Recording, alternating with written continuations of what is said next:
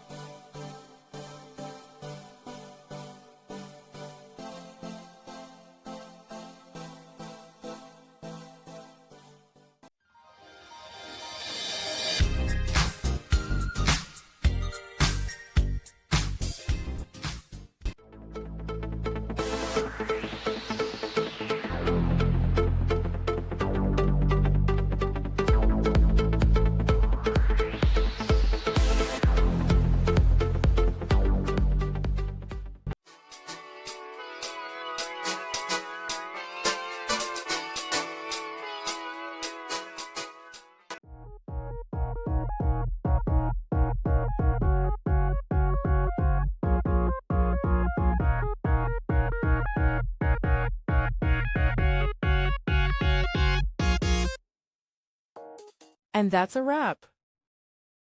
I hope you found the answer you were looking for. If you did, take a second to hit that subscribe button. It really helps out. And let me know in the comments which solution worked best for you. See you next time in the debug zone.